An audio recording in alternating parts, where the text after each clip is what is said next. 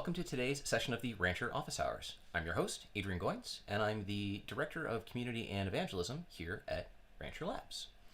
We are here today to answer your questions about Rancher solutions, so come join us in the Office Hours channel on the Rancher users Slack. If you don't already have an invitation, you can get one for free by going to slack.rancher.io. I am joined today by an esteemed panel of technical experts. So, before round of introductions. Actually, I'm joined by an esteemed panel of technical experts. Go ahead and introduce yourself. Vince? Oh. I am joined today by internet issues. Hey, Vince, go ahead and kill your video. Yeah, there we seems go. to be a problem. Yeah. That was fun. Yeah. Welcome to internet from South America.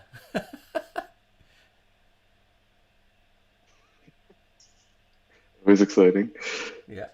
You want to introduce yourself? Sure. So I'm Vince Fiducia. I think my business cards say software architect. I'm one of the original engineers, and I mostly do UI development and various other design stuff. A lot of you probably recognize my Simpsons guy from Slack or GitHub. Cool. Thank you for joining me today. This is a public event, and no introduction to a public event would be complete without some very important ground rules.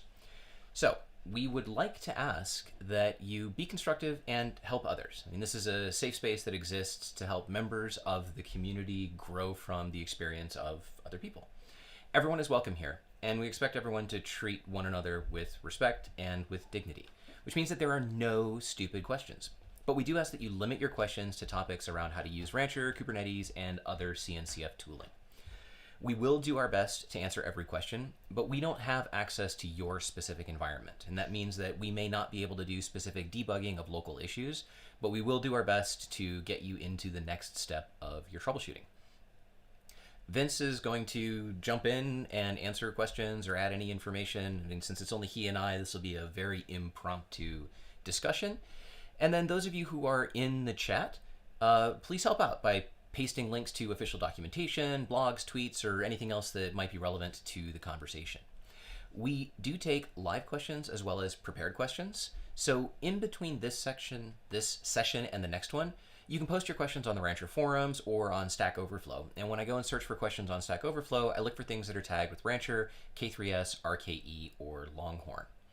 You can also help us out by following Rancher Labs on Twitter and retweeting the announcements for upcoming sessions. This is only the second month that we're doing this, and I would like to see lots of people joining. We're doing this for you, and the more people who join, the better it is for everyone. If you are an expert and you would like to be on our panel, just reach out to me on the Rancher user Slack and let me know.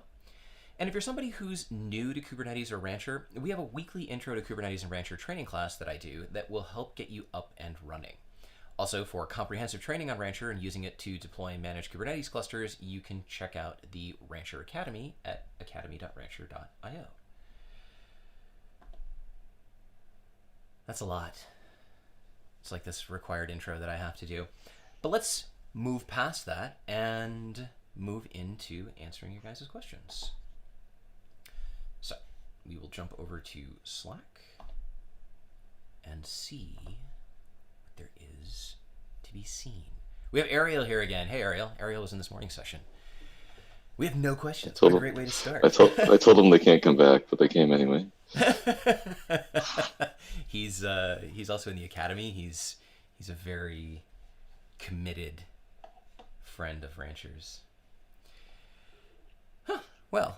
I guess I'll allow it. Starting off with no questions is great. We can certainly review some of the prepared questions that we have answered. Let me fire up the pip screen here. And let me jump over to prepared questions. The prepared questions are funny. I go throughout the month and I collect questions, and then by the time that the session rolls around, sometimes they've already been answered, and that's cool. We'll answer them anyway. Sometimes they haven't been answered, and I feel bad because nobody wants to post a question and then wait a month for us to answer it live. So if you post questions to Stack Overflow, if you want to ping me on the Rancher user Slack and point me at your question, particularly if it's closer to the session time, I think questions that were asked in the last week are probably more exciting for people to join and watch than questions that were asked a month ago. But we do have some questions here. We had somebody on Stack Overflow who asked about changing the network provider for the Rancher server cluster after installation. And the short answer is you can't. Mm-hmm. But Vince, do you have any technical insight into why that's not possible? Just that you'd have to you probably could if you stopped every pod and reset up everything from scratch. But at that point, you might as well just have set up a new cluster. Yeah.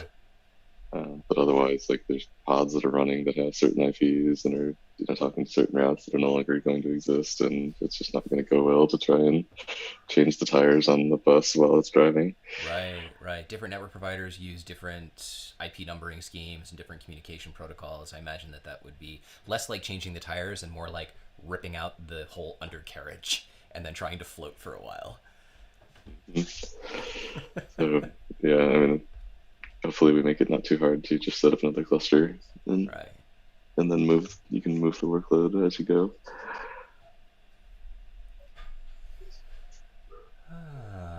We had another question on Stack Overflow where somebody asked if they could bind an answer from question.yaml to more than one variable. That's an interesting idea. I could see how that might be useful, but I imagine that also, so again, the short answer is no. But I imagine that would also increase the complexity of the whole templating engine. Yeah, you could probably create circular dependencies and stuff if you could do that.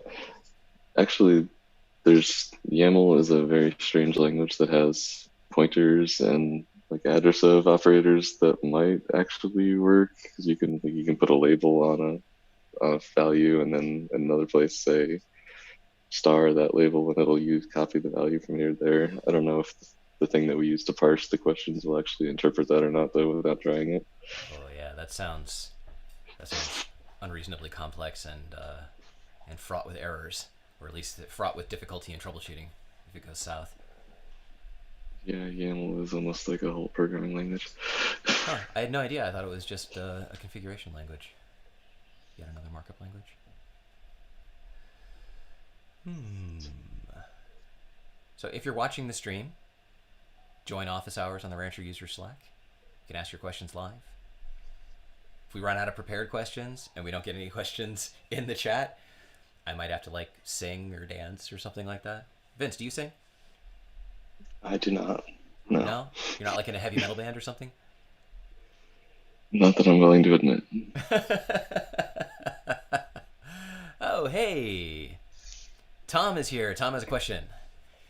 What is the timeout value when a cattle node agent takes over if the cattle cluster agent isn't available? And how long does the failback take when it comes back up?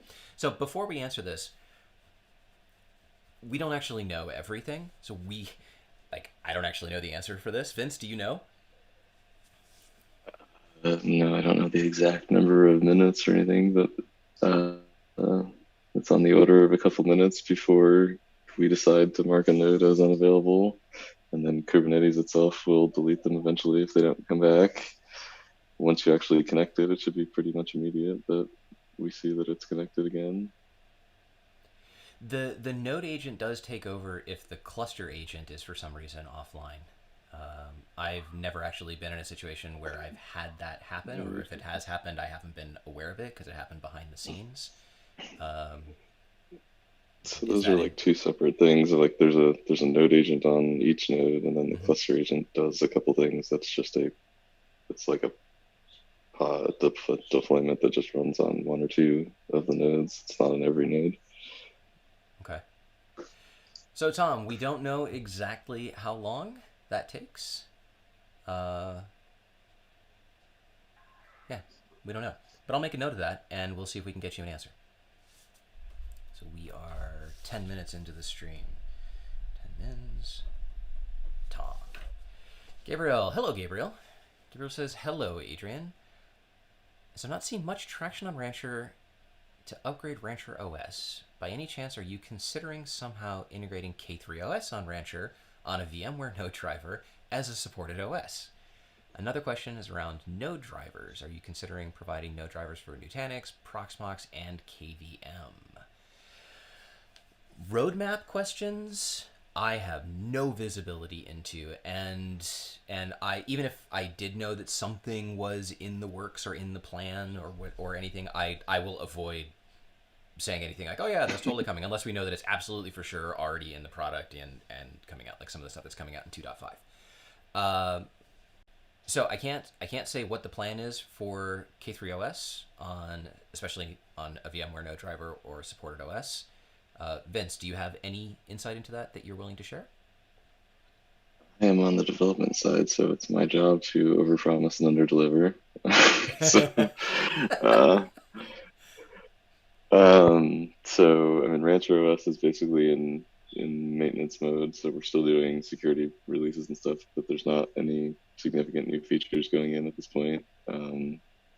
Just because it's mostly focused on Docker and being all Docker containers and all that, and installing Docker, and the whole Kubernetes world is more moving towards CRIO and Containerd. You don't even have to have Docker installed, so there's not too much reason to have a Docker-based OS anymore. Right. So that's where K3 OS comes in. That's our sort of newer OS. That's just the kernel and K3S. We are definitely looking at integrating K3S and K3 OS into Rancher better. 2.4 has some better integration with VMware, I think, and then there's more work going on that for 2.5. As far as machine drivers, we don't generally write them. I know there is a Proxmox one somewhere that you can probably find and use. I don't know about Nutanix, or I think I've seen a KVM one too. So you can load those and try them, but we don't generally maintain third-party ones very much. That's absolutely right. So if there are our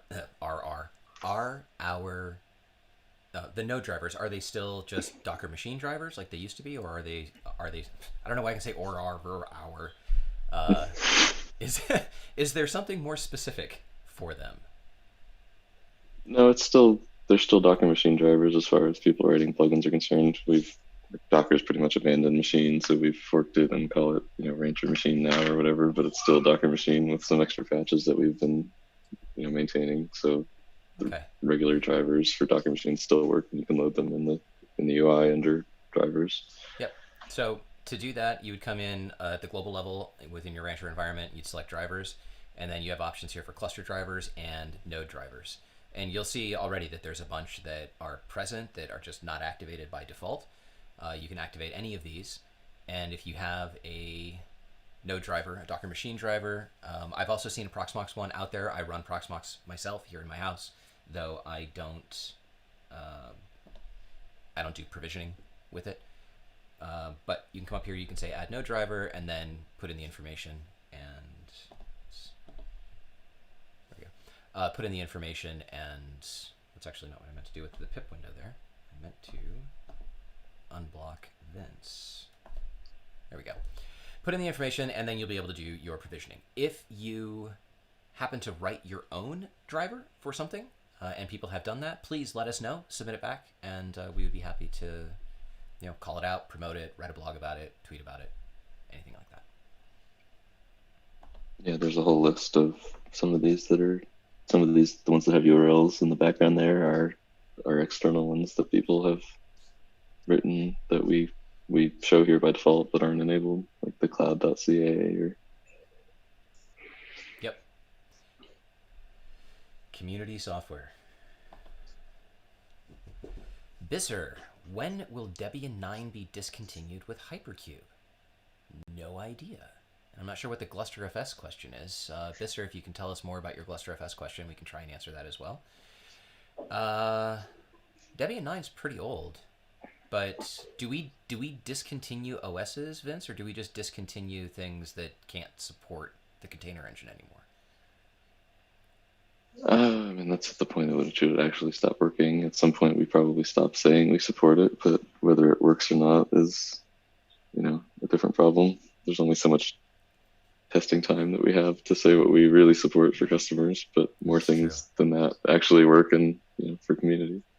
Hey, you think we'll ever get Windows containers running on like Windows 95? Maybe. I hope not. You don't even have to. You don't even have to. I know you're rolling your eyes. Please don't find a customer that wants it. Ooh. I am surprised when I go into town and I see like ATMs or like in-store displays that have crashed. There's a lot of stuff down here in Chile that's still running Windows XP. And Or Windows 2000. Windows Seen that 2000 is ATMs and a little better. Yeah, ATMs running EOL software where it's not even getting security updates anymore is just gives me the heebie-jeebies. Hey, Taylor's in the chat. That's cool. Taylor, welcome to the chat. Lori says, in the OS support matrix of the docs, you mentioned several distros as compatible with Rancher, and among them is Ubuntu, but not Debian. Are you by any chance aware if there is a specific reason for that? I'm not aware of a specific reason. It's not like we dislike Debian or something like that. The supported matrix comes down to the Rancher Enterprise subscription. So if you have an enterprise subscription, there are certain parameters for deployment, like Rancher can only be running inside of RKE or inside of K3S, and is only running on certain operating systems or certain versions of Docker and things like that. If Debian is not listed in the supported OSs, it's probably nothing against Debian, but it's probably just some limitation in what can run on an unadulterated Debian node. Debian runs what they call ultra-stable packages, which translates to really old packages, and there's a chance that could open up security vulnerabilities or compatibility issues or things just not working. And when things don't work and it's something that we have to support, I mean, our enterprise subscription covers everything, soup to nuts. So it's all of the Rancher components, the Docker components, the Kubernetes components. We'll give you OS support. We support all the Cloud Native Computing Foundation stuff. Like anything that's in that supported matrix is like, it's there. And we do root cause analysis as well. So it's important that we have the best cross-section of stable environments, as well as incorporating the kinds of things that we see our customers running. Hey, Taylor is not only in the chat, Taylor is watching the channel, watching the stream. Very nice. All right, Taylor, you're on chat duty. If you see anything in there that you can post documentation for, or any assistance or anything like that, help out. I don't think we pay him anymore. What? I don't think we pay him anymore. Really? I had no idea. Oh. Yeah, he went somewhere else a while ago. So he doesn't have a cow on him anymore. Well, Taylor, thank you for joining anyway. If you do post anything in the chat, we appreciate it. So we have other Rancher people saying that you and I definitely know things, Vince. That's great. I don't know everything. I'm really good at finding answers to stuff. So, like I said, Tom, we'll get you an answer for that. If you are watching the stream and you're not in the Office Hours chat, you should join the Office Hours chat, and then you can ask questions, and we can also tell you that we don't know the answers. These things are really interesting for me. In addition to helping you with the things that we can answer, or helping you with documentation or whatever, this helps us identify what sort of things the community wants to know. And then we can take that information and we can turn it into blog articles or content or documentation updates or features or anything at all. So even if we can't answer your question, it's still extremely valuable that you join and ask questions. It's extremely valuable. So come join. Aiken says, we have issues working with Coop CTL exec in the UI. Okay. Our Rancher is behind layer 7 load balancer with SSL termination. That's one of my more fun scenarios. We allowed spinning connections in load balancer, but that also didn't work.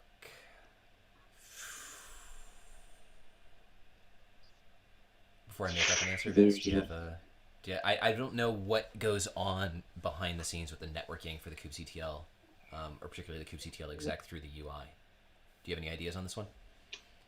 I don't have an exact answer, but it's like a most complicated path possible of the browser is using probably HTTP2 and then doing a WebSocket over that, which then talks to the API server, which does speedy connection to the node where the pod or whatever is running. So there's like all the protocols are involved, and it's easy for a device in the middle to break something pretty commonly. So I assume he's probably seeing error code 1006, which means basically nothing other than it didn't work. That's there's no error info available like on the client side from a WebSocket. It's just like, yep, it didn't work. You can probably go into your you shouldn't do SSL termination rant if you want. Yeah, you shouldn't do SSL termination.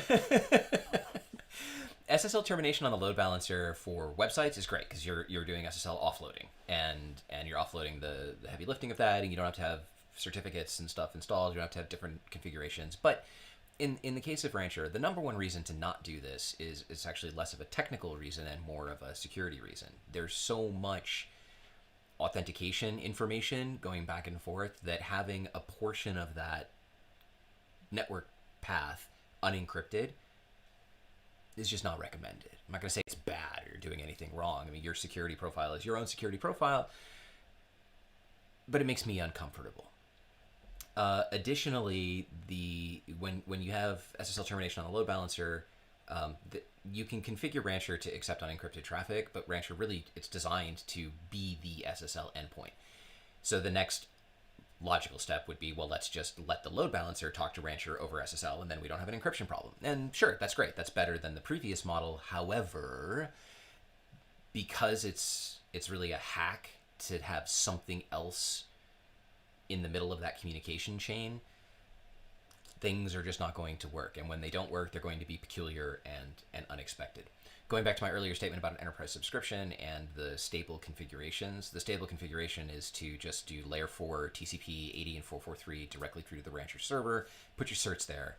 And if you can do that, Aiken, you might just find that this problem goes away. So try that, and if you can, and let us know. End rant. Bisser posted a link that says now Kubernetes 1.18 is distributed with Debian 9 OS. This is his Gluster link. Let's go take a look at this.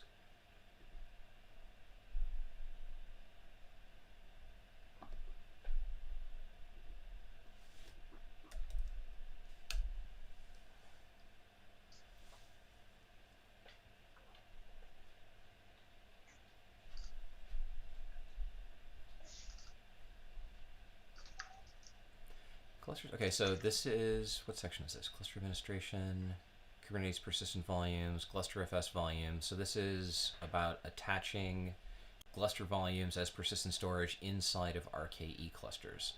So this by itself, this is talking about how to do that with RKE and some extra stuff that's required to make it work. So let's go back and look at the question again. Hey, let's see what Taylor said. They're both in the upstream hypercube, so whenever upstream does it. Kubernetes 118x Rancher hypercube is distributed with Debian 9 OS. Oh, interesting. So I think he's saying that, wait. They're saying that the base image that hypercube is built on is Debian 9. But we just basically retag the upstream Kubernetes image, I believe. Okay, so how about this? Bisser, if you can articulate the question as less of a, why not Debian, and more of a, here's the problem that I'm encountering, and how can I overcome this problem? Let us know what your dependency is on Debian for Gluster, or particularly if there's something that's not working. That'll help us take it away from the conceptual and into the more, hopefully we can help you find a solution.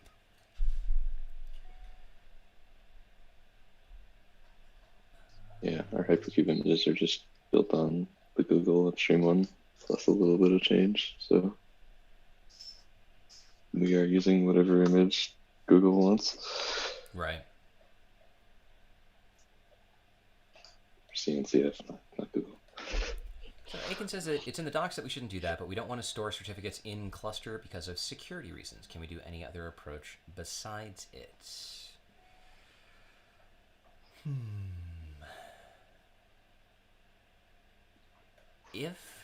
Trying to think of how to answer this from a recommendation perspective. If it was me, if it was my environment, and I had a choice between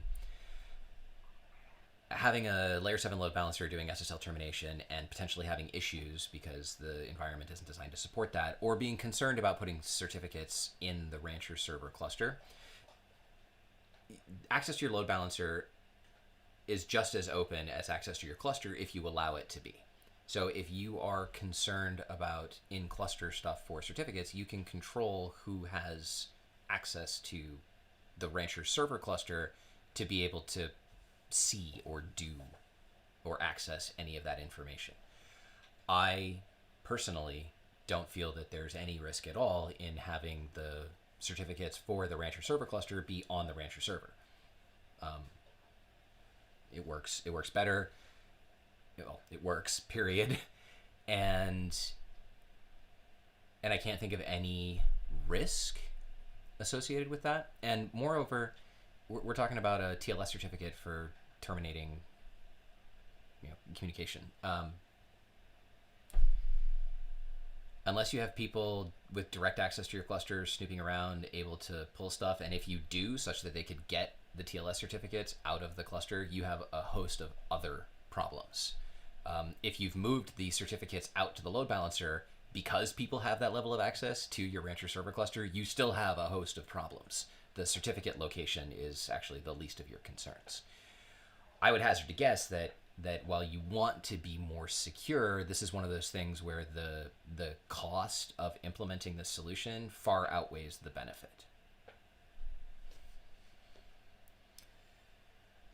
Tom asks, are you guys considering creating some content around the CI/CD pipeline integration and app catalog features in Rancher? What kind of content would you like to see? Are you talking about video content, Academy content? We have documentation. Let us know what you'd like to see, and I'll tell you if we're considering it.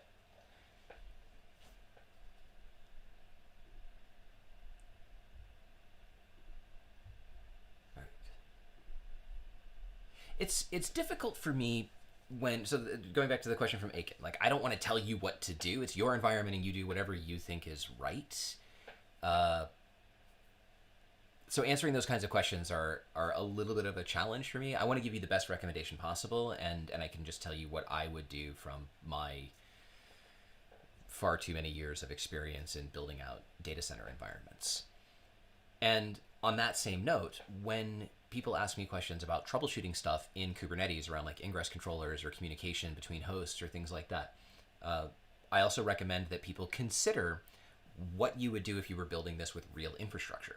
If you just look at the model of a Kubernetes cluster, you can step that out to real infrastructure with routers and switches and load balancers and hosts. And the same troubleshooting that you would use in a physical environment also applies in the cluster. I had somebody asking me earlier about he was getting a problem with an Nginx ingress controller not actually able to do something, and he didn't know how to troubleshoot it. So I suggested to him that he deploy a daemon set of BusyBox so that there's on every single one of the nodes, and then shell into each of them and see if each of them can resolve the service address, and if he can curl so fire up an Nginx node as well, an Nginx pod as well behind an ingress, see if he can curl against it. And in doing so, he was able to find one node out of the 4 that he had that was not communicating properly. And this is the exact same thing that we would have done if we had a bunch of servers and some switches and some routers and things like that. Just because we're using Kubernetes doesn't mean it needs to be more complicated, and it's certainly easy to make it more complicated because all the software-defined nonsense.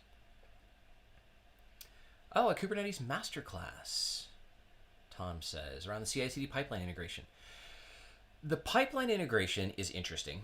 The pipeline integration exists for individuals or organizations who don't have a CI/CD system. It's a scaled down version of Jenkins, and it provides very basic functionality for attaching to repos and deploying things on code changes. I don't know how popular it is, and I don't know how popular it is. So it may be difficult to get a masterclass around it, but I think we have blog articles about it from when there was a guy named Jason Greathouse that was here. So you can search the Rancher blog for that and see. He had a really good demo with like a voting app for like a dumpster fire or a trash can fire or something. It was very cool. As far as the app catalog, I don't know if that necessitates a masterclass either, but that might be interesting.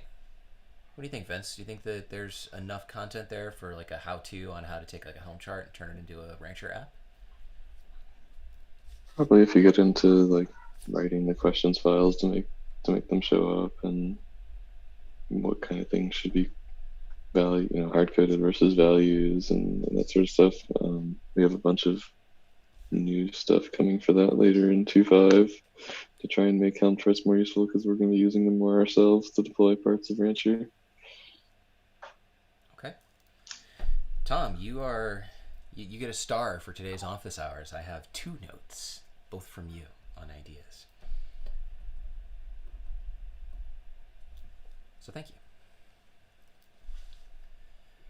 If you are joining us late, this is where I get to pretend I'm like on a news show or something. If you're joining us late, this is the America's version of the Rancher office hours.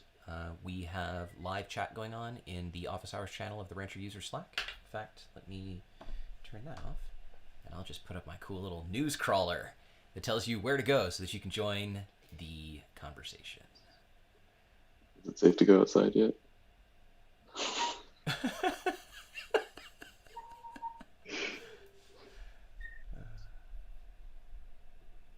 Vince, do you also have the stream up in the background? Yeah.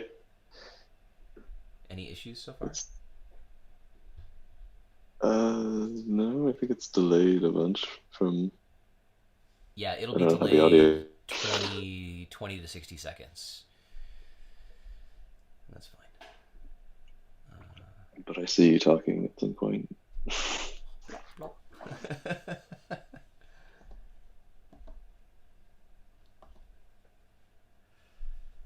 All right. No other questions right now, so let's go back and look at our list of prepared questions.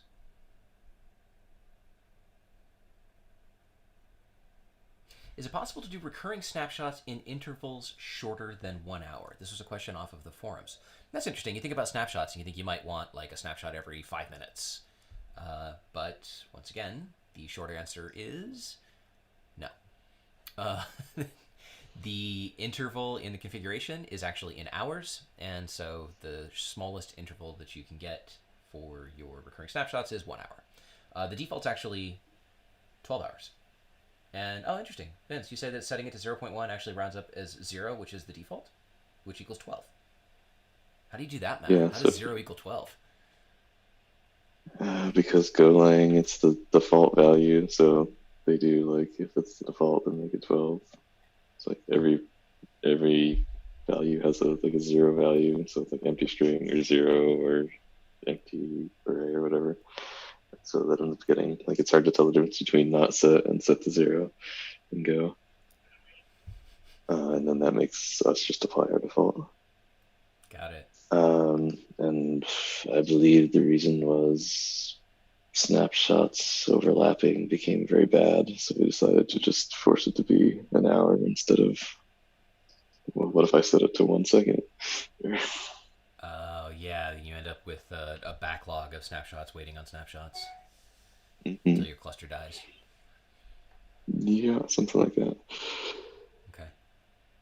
If your cluster is built off of RKE and you actually deploy it with RKE up, if you needed snapshots at an interval less than 1 hour, you could use the command line and run it out of cron and do RKE etcd snapshot save, and that'll give you your snapshots at whatever interval you like.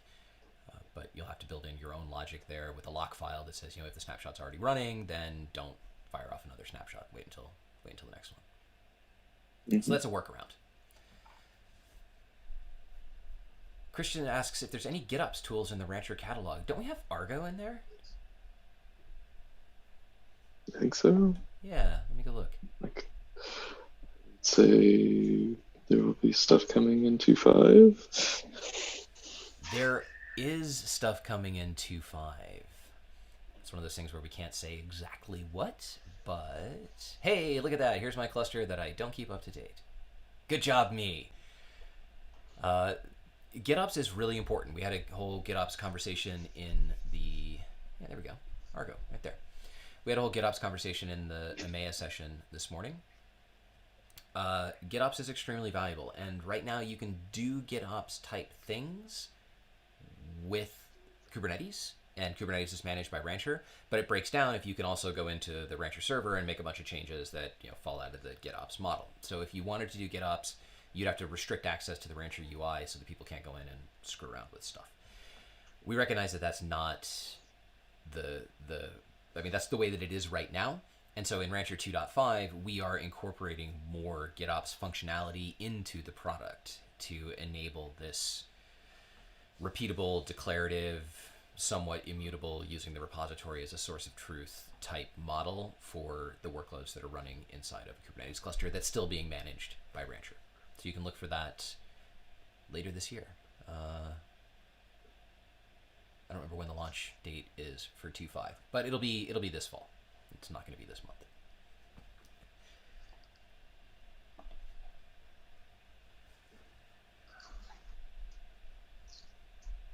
We had another question off the forum about detecting what Kubernetes environment the Helm chart is deployed on. For example, GKS, EKS, or AKS. This individual needed to use different annotations in their ingress depending on the environment. Vince, you answered this. Do you want me to just read your reply, or do you want to talk about it? I didn't quite hear the question, so why don't you read what I said? Okay. Vince is working in another window. Vince wrote that there's no good introspection info about the cluster in the Kubernetes API to be able to determine where it's actually deployed, where being in what provider. Yeah, you remember now your answer? Yeah, I know what the question was now. Okay. Yeah, so there's no real info about like what features you have on in the cluster, what ingress provider is installed, or if there's an L4 load balance, or what cloud providers configured, any of that kind of stuff. There's no info inside of the cluster to be able to tell that.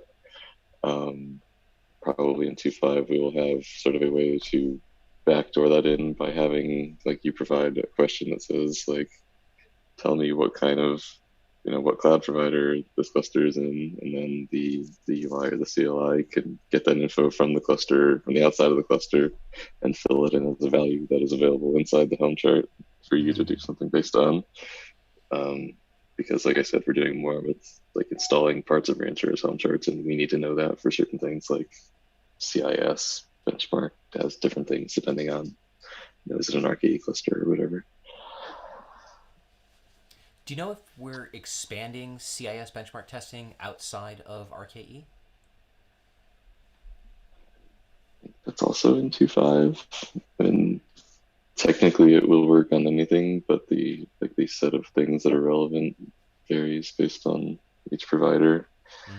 And so just trying to get it to not show you a bunch of irrelevant messages of if we don't have access to the control plane, or if it's in a hosted Kubernetes cluster where we can't see etcd or something like that. Okay, that's cool. Yeah, so a nice provider-based feature. I believe there will be more in 2.5, but I'm not exactly sure. Okay.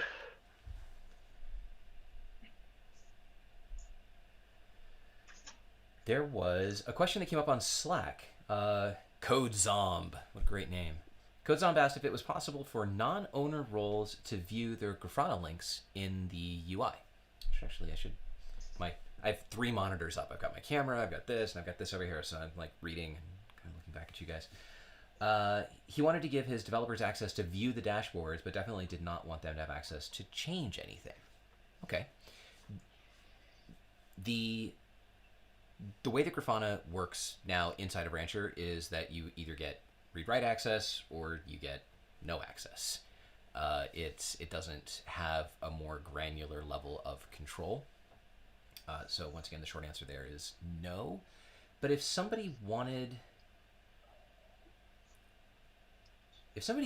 to get information about the cluster out of the cluster from our monitoring vents, do you know if can they install another Prometheus exporter and ship that information out to something running outside of the cluster?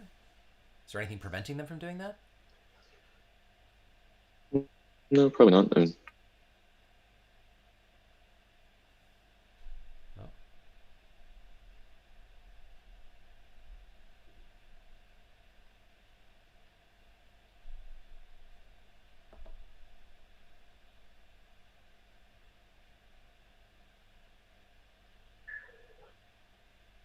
Hey, are you back? was I gone? You were gone. Yes, I got to use my please stand by. We're having technical difficulties screen. Okay, you're back. So we can actually hear your answer. Sorry. And you're gone again.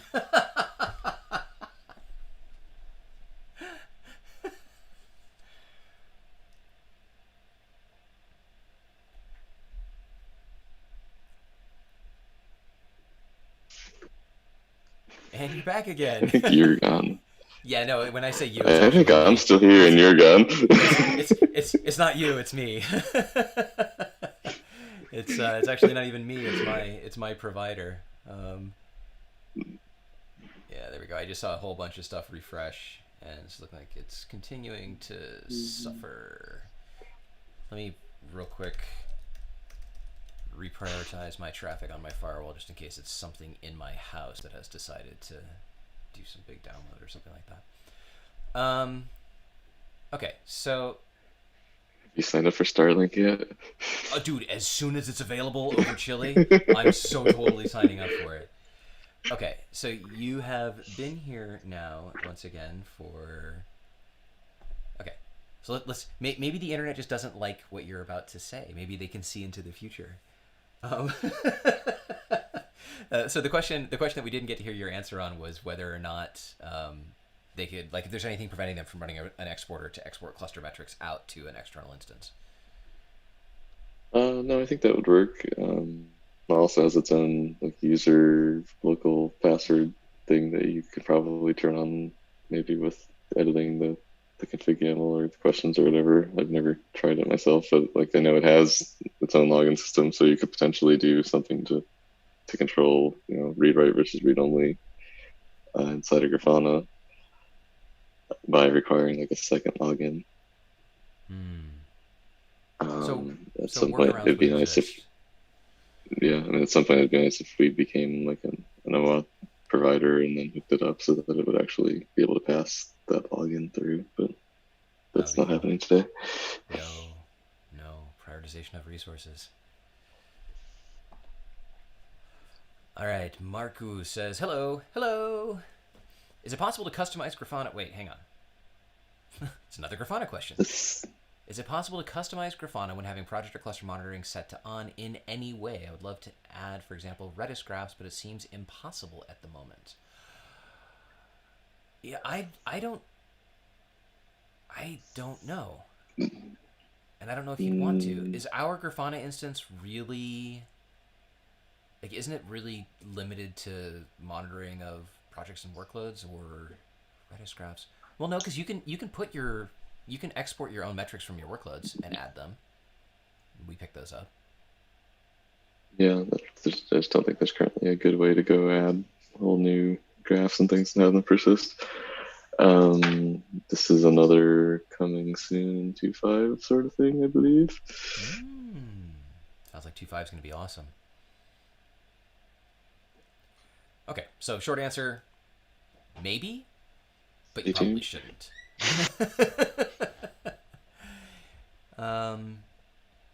Prior to the Rancher cluster project, Prometheus and Grafana, people installed their own Promethei and Grafanas. Although those, like the way that ours works with the permissions and the segmentation, so that projects can only see their stuff and clusters can see clusters and so on, is special for ours. But honestly, if there's something that ours doesn't do, and this I have seen as a recommendation in the past, if there's something that ours doesn't do, rather than trying to modify ours, it's probably better to just run one that does what you need it to do, that you do control. We wouldn't know what changes you might have made, and so, for example, if there was an upgrade in the future that changed the dashboards around in Grafana, the expectation is that ours is used for monitoring the the cluster and the workloads themselves according to the dashboards and stuff that are provided. But you can certainly go ahead. So for 2.5, we're sort of dropping the like trying to limit it to projects thing, and it's just more of a cluster level Prometheus Grafana, and then there's a CRD where you can actually like define additional collectors and graphs and whatever. Cool. I assume you can find the source for that somewhere because I know somebody's working on it now, so not quite a secret anymore. Okay. Bister asks, where will SUSE be in the Rancher project? And I am not going to answer that question, but I want to at least reference that it was asked. We announced the SUSE acquisition, and that's pretty much all that any of us know about it. Right now, it's going through all of the whatever regulatory and legal stuff has to happen between now and when it actually closes. And then once it closes, well, then we'll know what's going on. I can tell you, though, that everything I can imagine for this future is amazing. It's amazing for Rancher. It's amazing for SUSE. It's amazing for all of the community. And I'm super, super excited for what's coming next.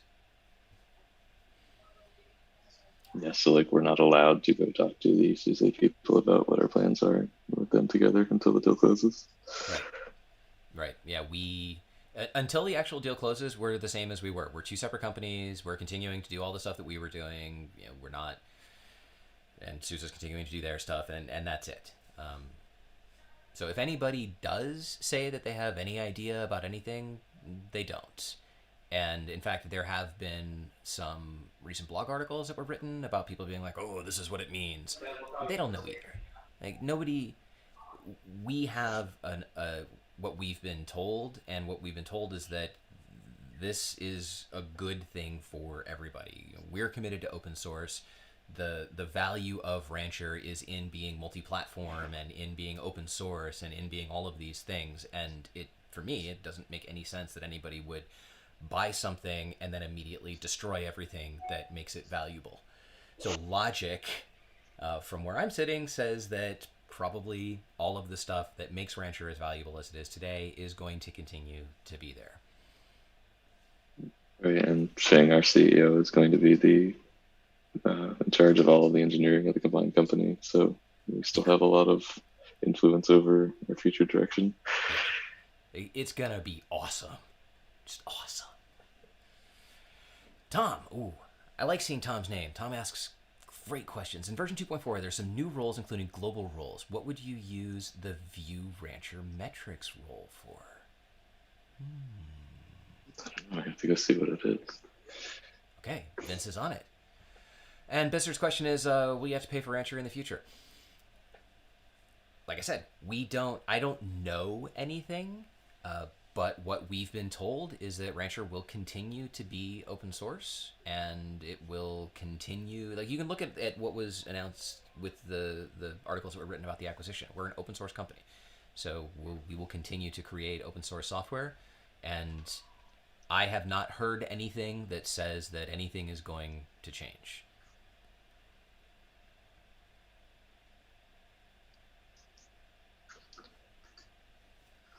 Let's see if we have any other prepared questions. We've got about 5 or 6 minutes left before we'll close this down. So if you have any questions that we haven't answered or that you haven't asked, now's your chance. Don't be shy. Come to the Office Hours channel on the Rancher user Slack and ask your questions.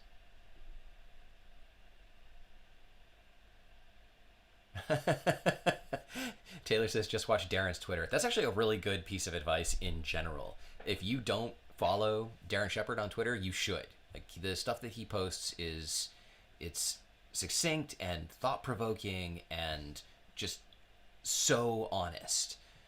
You will find yourself agreeing with, disagreeing with, who knows, but you will always find yourself enlightened.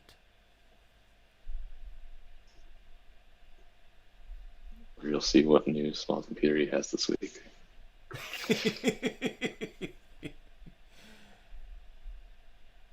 This week it's a new Windows notebook. I ordered Things called their iPad equivalent Surface.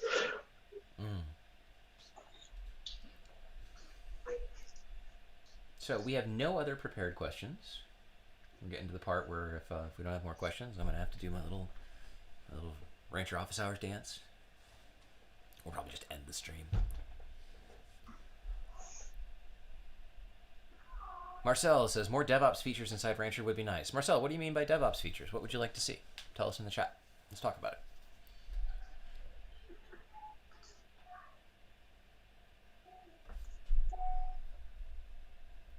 You finding anything interesting about the view Rancher metrics rule? I don't think it's related to Grafana, but no. It only grants... have a Twitter account. Visser, how can you not have a Twitter account?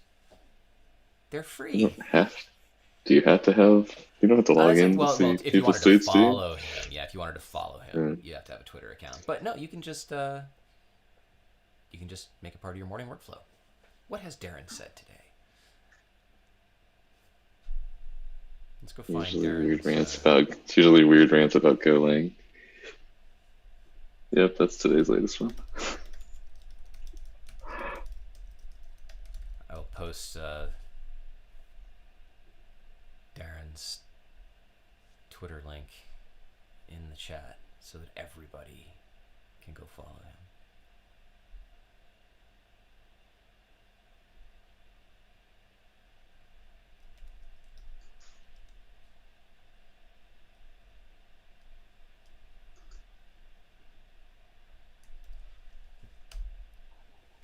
So I understand not having a Twitter account. I don't have a Facebook account.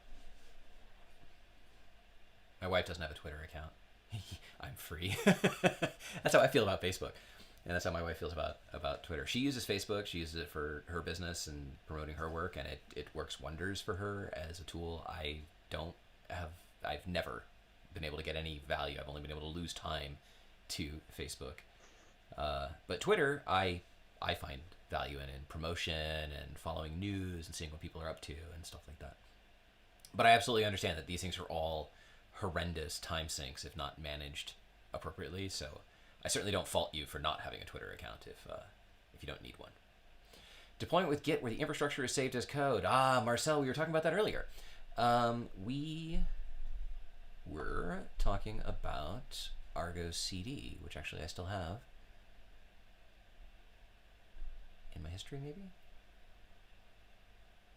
Yeah, look into Argo, and then more coming soon. Yeah.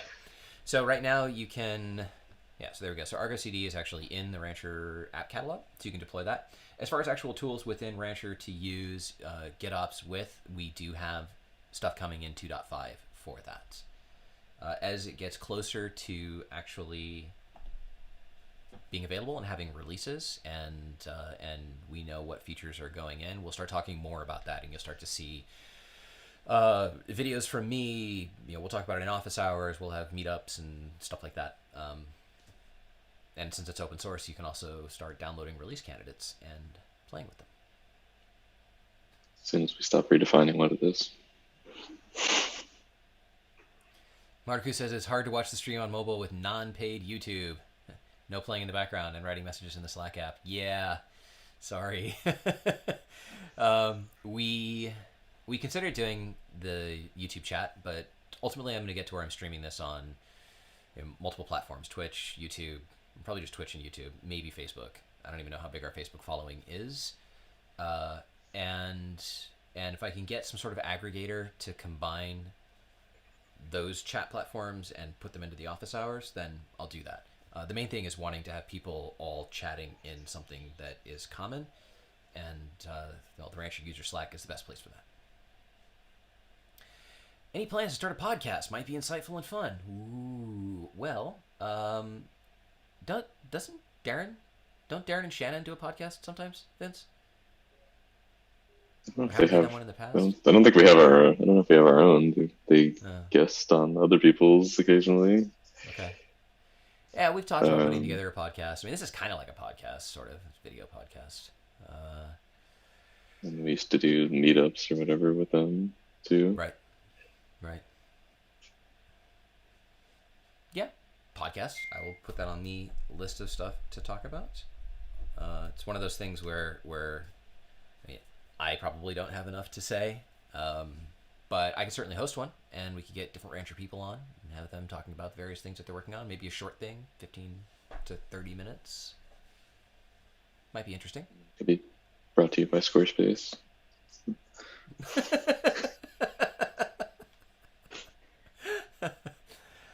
All right, we are rolling up on the end of this. So if you have any last minute questions, go ahead and post them into the chat. Otherwise, this is where I talk about burning desires and, you know, start doing the countdown of like going once, going twice. Sold! It's important that we end this on time. Most of our Rancher stuff runs long because we like to talk about stuff. But it seems like we can wrap this up.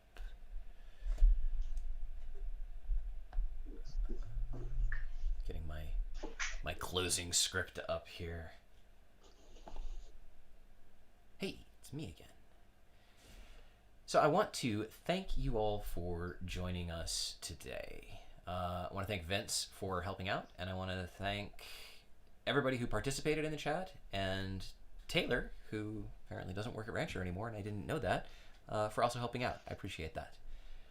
Certainly, as I said earlier, if you would like to become one of our subject matter experts and join the panel and join the dialogue and participate, let me know on the Rancher user Slack. Otherwise, the Office Hours channel is always open. We do this every month, and I'd like to see more people coming in and joining and participating. So please share the word, and we will see you next month. So until then, stay safe and keep on ranching. See you later. Bye.